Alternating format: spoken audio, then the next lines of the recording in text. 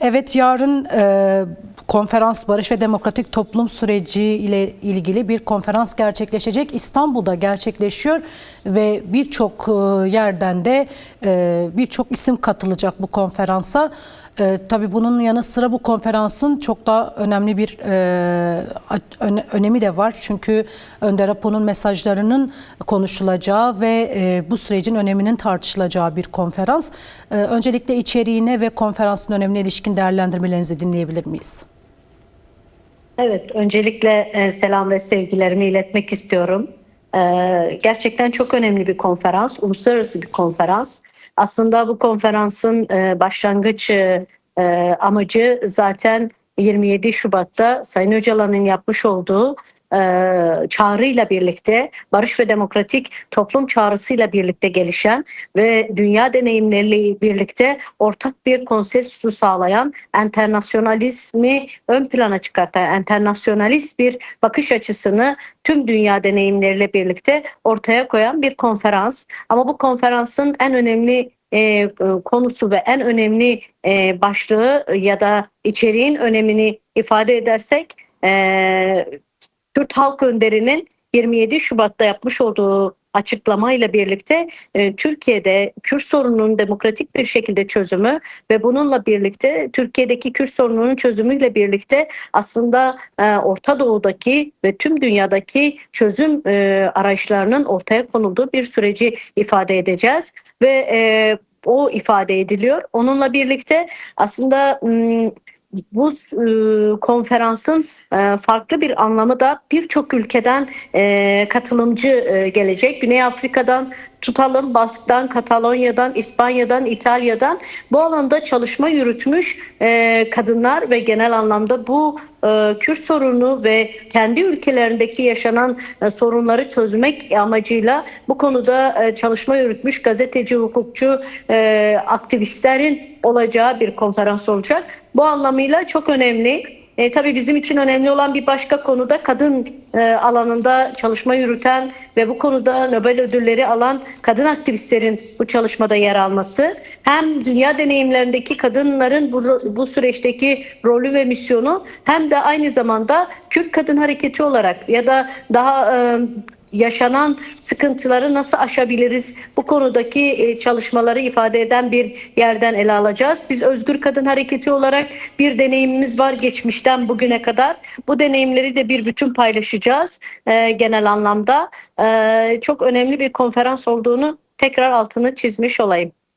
Evet, barış süreçlerinde kadınların rolü ve yine savaşta en çok mağdur olan kadınlarken, en çok etkilenen kadınlarken bu noktada kadınların barıştaki ısrarının da tartışılacağı ve bunun konu başlıklarının da olduğu bir konferans. Öncelikle bu süreçte de kadınlar aylardır barış ve demokratik toplum süreci için inşa boyutuyla bir öncülük sahibi ve bunun için birçok çalışma da yürütüyorlar. Yarın konferansta da 2 gün sürecek konferansta da bunlar özellikle tartışılacak. Barış süreçlerinde kadınların inşadaki rolü, öncülük rolü nedir? Konferansta bunun başlığı nasıl tartışılacak? Kadınlar neler konuşacak? Kadınların gündeminde özellikle hangi başlıklar olacak? Evet, öncelikli olarak kadınların barış süreçlerinde ve toplumsal inşanındaki en öncü rol olduğunu ve görev ve sorumluluk aldığını ifade edebiliriz. Şöyle, dünya deneyimlerini biz şimdiye kadar çatışmasızlık ve barış süreçlerinde ifade ederken dünya deneyimlerindeki kadınların bu konudaki önceliği, rollerinin ne olduğunu ifade etmiştik. Ama şimdi gerçekten çok önemli bir konferans, özellikle Kürtler açısından, kadın hareketi açısından çok önemli bir konferans. Çünkü geçmişte deneyimi olan ve bu deneyimin uluslararası düzeyde de yankısını bulduğu bir gerçekliği görmek gerekiyor.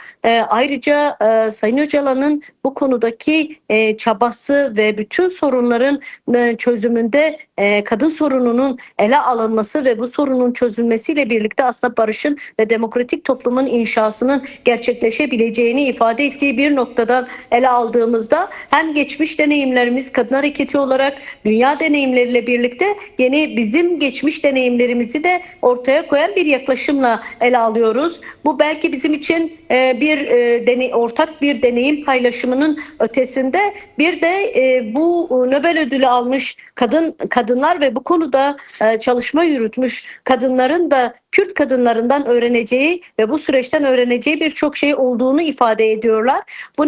Onun için aslında buradaki süreçte de farklı bir deneyim var.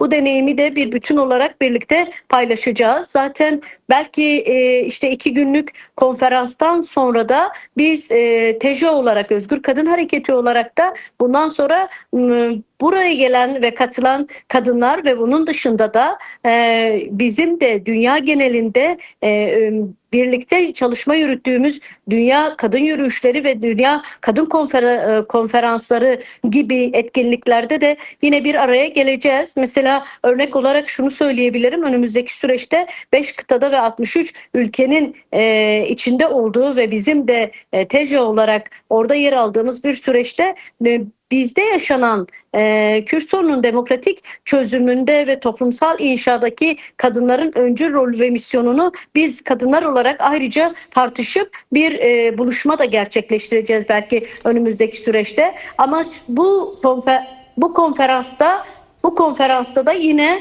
kadınların rolü ve bu noktada yol haritası belirlenecek. Azime Işık Kürt Kadın Hareketi'nin cezaevlerinde yaşadığı süreç ve yani bir bütün cezaevi süreci ve buradan çıkışı da ifade edecek. Çünkü hem deneyimlerimizde ortaklaşma var hem de kendine özgü bir yol haritası ortaya çıkıyor. Çünkü şu ana kadar hiçbir yerde kadınlar 30 yılı aşkın bir süre cezaevinde kalmadı dünya deneyimlerinde. Bir ilk belki bu. Bunun işte kadın boyutuyla yaşanmışlıklar ve bundan sonraki süreçlerde nasıl bir yol ve yöntem izleyeceğimize dair bir bakış açısı sunacak. Bu anlamıyla da önemli. İkincisi de gerçekten ulus devletlerin yarattığı bu krizli süreçlerden çıkışı demokratik ulussa demokrasinin gerçekleşmesiyle nasıl hayat bulacağına dair tartışmalar kendisini gösterecek. Yani bu başlıkların bir bütününü